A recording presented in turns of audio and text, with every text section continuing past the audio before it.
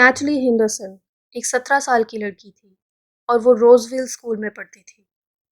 Natalie को लोग describe करते थे कि वो एक बहुत ही स्मार्ट, सैसी, फनी और फ्री स्पिरिट वाली लड़की है। वो अपने स्कूल की कलर गार्ड की लीडर भी थी। इसके साथ साथ नैटली एक टैलेंटेड सिंगर और गिटार प्लेयर भी थी। जो लोग नैटली को जानते थे वो ये बताते थे कि नैटली का बहुत ही लविंग हार्ट है।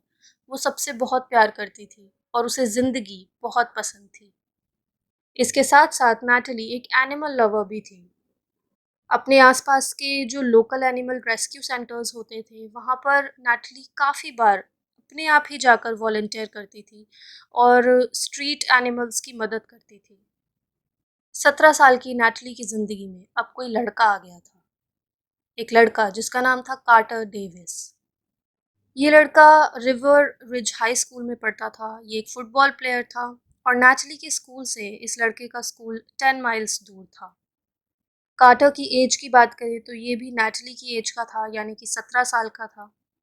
कार्टर की डिस्क्रिप्शन ये थी कि वो एक स्मार्ट गाय था, ऑप्टिमिस्टिक गाय था। वो हर चीज़ को पॉजिटिवली देखता था, हमेशा स्माइल करता रहता था, जोक्स क्रैक करता रहता था। इसके साथ साथ कार्टर एक स्पोर्ट प्ले करता था जिसका नाम था लैक्रोस और वो इस गेम के लिए भी पागल था। वो इस गेम के लिए अपनी सारी एबिलिटीज़ को पुश करता था। फिर आती है 31 जुलाई 2016 की वो शाम, जिस दिन नैटली और कार्टर डिसाइड करते हैं कि वो अपने घर से चुपके से निकल जाएंगे और बाहर कहीं मिलेंगे। और यही वो आखिरी समय था जब किसी ने इन दोनों टीनेजर्स को जिंदा देखा था।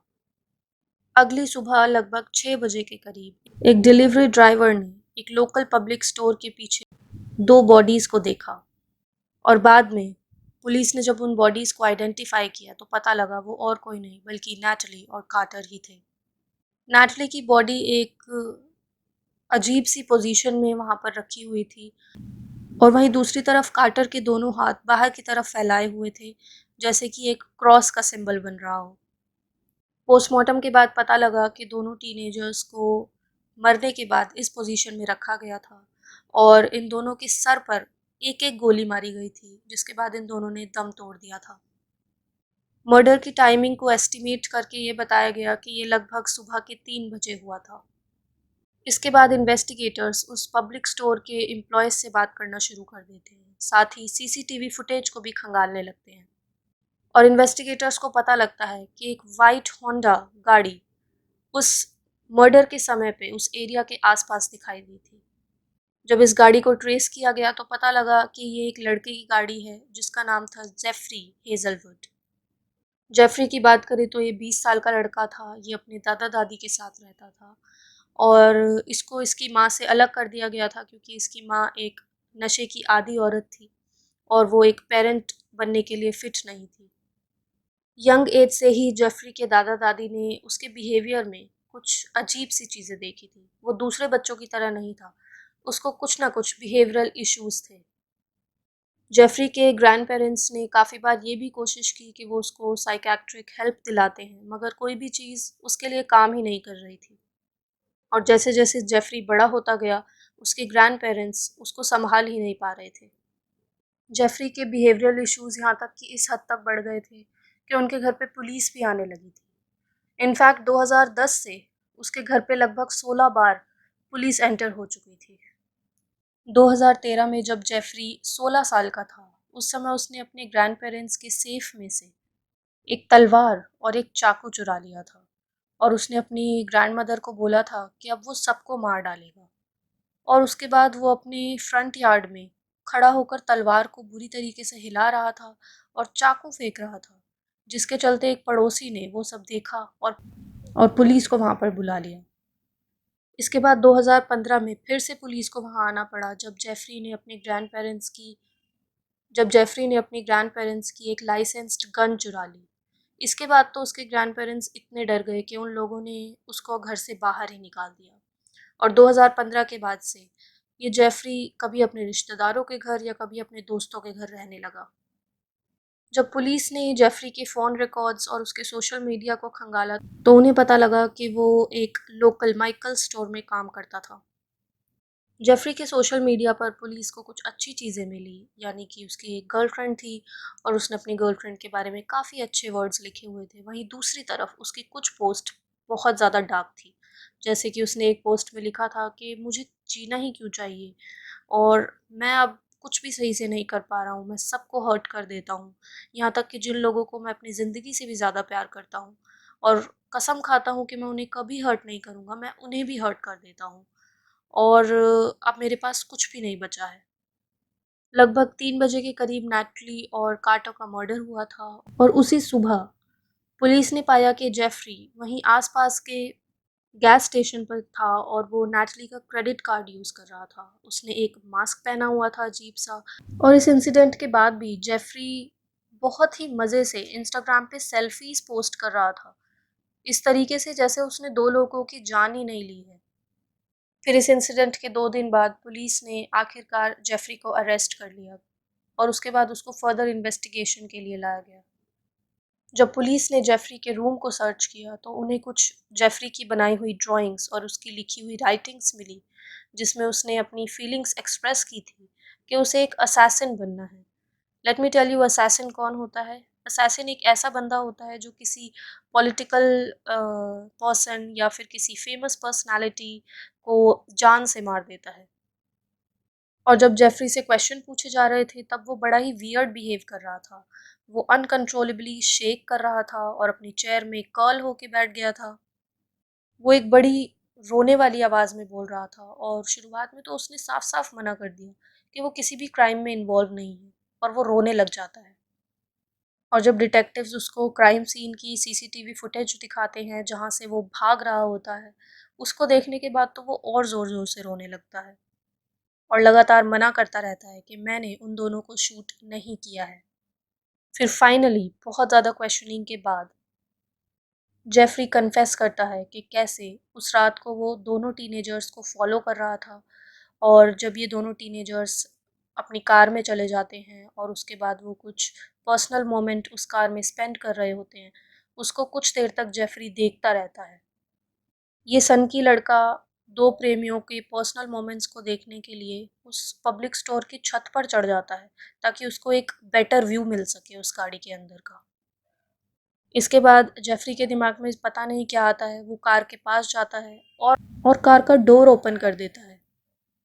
अब रात के इस समय पे कोई गाड़ी का एकदम से दरवाज़ा खोल दे, तो सामने वाले का अपने आप को बचाना और जो बंदा आया है उसको दूर हटाना तो लाज़मी है। तो कार्टर ने भी वही किया, जिसके चलते जेफरी ने उसको गोली मार दी। गाइज़ आप बताइए, रात के किसी समय पे कोई अनजान आदमी आपकी गाड़ी का गेट खोल दे आके, तो आप डरोगे या उस अनजान आदमी को डरना चाहिए? जेफरी पुलिस को बताता है कि उसने कार्टर को गोली इसलिए मारी क्योंकि वो कार्टर से डर रहा था। I mean how twisted his mind is. इसके बाद ये सन की जेफरी नेचुरली को बोलता है कि अब तुम कार से बाहर आओ और उसको फोर्स करता है कि वो अपने सभी क्लोथ्स रिमूव कर दे और उसके बाद वो अपने हाथों से उसको सेक्सुअली असॉल्ट करने लगता है। इसके बाद वो नेटली को फोर्स करता है कि वो गाड़ी के आगे वाले हिस्से पर जाए और वहाँ पर झुककर खड़ी हो जाए, जिसके बाद जेफरी उसके साथ सेक्सुअली एक्ट करता है और उसके बाद उसके सर पर गोली मार देता है। जब डिटेक्टिव्स जेफरी से पूछते हैं कि तुमने ऐसा क्यों किया, तो वो उन्हें बताता है कि उसके दिमाग में कुछ आवाज़ें चल रही थी और वो आवाज़ें उसे कह रही थी कि इन दोनों को मार दो। हालांकि पुलिस को जेफरी और इन दोनों टीनेजर्स के बीच में कोई भी कनेक्शन नज़र नहीं आया, उनको कोई भी मोटिव नहीं मिला जिसके चलते जेफरी ने इन दोनों की जान ली, मगर उनके पास काफ़ी सबूत थे और सबसे बड़ी बात तो जेफरी की कन्फेशन थी। उसने कबूल किया था कि उसने इन दोनों को मारा है। तो इसी के चलते उस पर मल्टीपल चार्जेस लगे, मर्डर के, असॉल्ट के और चोरी के। कोर्ट में हियरिंग के दौरान भी जेफरी अजीब तरीके से बिहेव कर रहा था, शेक कर रहा था, सेम उसी तरीके से जैसा वो क्वेश्चनिंग के टाइम कर रहा था। और इस टाइम वो किसी इमेजिनरी लोगों से बातें कर रहा था और एक इमेजिनरी एनिमल को पेट कर रहा था। वहाँ पर कोई जानवर नहीं था, मगर वो ऐसे बिहेव कर रहा था जैसे वहाँ पर कोई पेट है और वो उसको सहला रहा है और उससे खेल रहा है। जेफरी के हाथों का क्लोज़अप देखा गया तो उसने एक वेडिंग रिंग पहनी हुई थी, बल्कि वो मैरिड था ही नहीं। और पूरी हियरिंग के दौरान वो विक्टिम की फैमिलीज़ के साथ आई कॉन्टैक्ट नहीं बना पा रहा था। जेफ़री के लॉयर ने कोर्ट में बताया कि जेफ़री को कुछ मेंटल इश्यूज़ हैं और वो जब से जेल में आया है तब से वो दवाइयाँ नहीं ले रहा है। जेफ़री के लॉयर उसके पास्ट साइकियाट्रिस्ट को भी लेकर आए और साइकियाट्रिस्ट ने कोर्ट में बताया कि जेफ़री को डिप्रेशन की प्रॉब्लम है, उसको वॉइसेस सुनाई देती है और उसको हमेशा ये डर लगता रहता है जैसे कोई उसका पीछा कर रहा हो।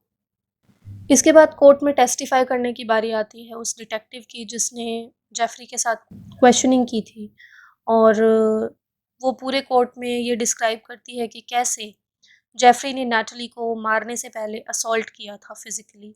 और ये सब सुनने के बाद नैटली की माँ फूट-फूट कर कोर्ट में रोने लगती है। यहाँ तक कि डिटेक्टिव ये सब बताते-बताते खुद भी इमोशनल हो गई थी।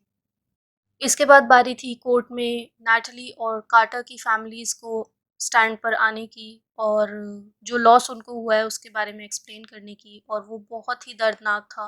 नैटली की फैमिली बहुत दुखी थी। उन्होंने कोर्ट में बोला कि वो कभी भी अपनी बेटी की ब्यूटीफुल सिंगिंग नहीं सुन पाएँगे, कभी उसका गिटार प्ले करते हुए नहीं सुन पाएँगे। नैटली कभी भी फ्यूचर में एक शादी नहीं कर पाएगी, उसके बच्चे नहीं हो पाएँगे, उसकी लाइफ़ ख़त्म।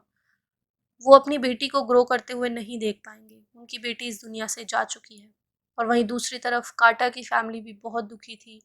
उसके पेरेंट्स ने बताया कि वो लैक्रोस स्पोर्ट में नेशनल लेवल पर खेलना चाहता था और उसकी मदर ने बोला कि अब जब भी वो लैक्रोस अ, का मैच देखेगी, तो उसमें वो हमेशा एक चीज़ को मिस करेगी, वो है उनका बेटा। ये सब सुनने के बाद जज ने जेफ़री की मेंटल इलनेस को एक तरीके से पीछे हटा दिया और उसको बहुत बुरी सज़ा दी, लाइफ़ इन प्रिज़न, यानी कि उसको पूरी ज़िंदगी जेल में बितानी पड़ेगी और without the possibility of parole, यानी कि वो पैरोल पर भी कभी बाहर नहीं आ सकता। आप लोगों को लग रहा होगा इसके बाद जेफ़री का नाम कभी भी न्यूज़ में आया ही नहीं होगा, बट नो, इसके कुछ ही समय बाद जेफ़री ने जेल से एक सेल्फ़ी पोस्ट करी इंस्टाग्राम पर। एंड इसके बाद तो एक हड़कंप मच गया कि जेल में आखिर उसके पास फ़ोन आया कैसे? जब जेल के अधिकारियों से बात की गई तो उन्होंने बताया कि उन्होंने फ़ोन को अपने कब्ज़े में ले लिया है और इस मामले में फ़र्दर इन्वेस्टिगेशन होगी कि आखिर उसके पास फ़ोन कहाँ से आया। So guys, this was the sad case of 2 teenagers जिनकी लाइफ़ अभी ठीक से शुरू ही नहीं हुई थी। वो उनका प्यार परवान पर था जिसके चलते वो रात को अपने घर से निकले, जो कि एक गलती थी, मगर उस गलती की सज़ा इतनी बड़ी नहीं होनी चाहिए थी कि उनको अपनी जान देनी पड़े। सो आप लोगों का इस पूरे केस के बारे में क्या कहना है मुझे कमेंट्स में ज़रूर बताइएगा। मैं मिलूँगी आपसे अपनी अगली वीडियो में एक नई क्राइम स्टोरी के साथ। Until then, signing of.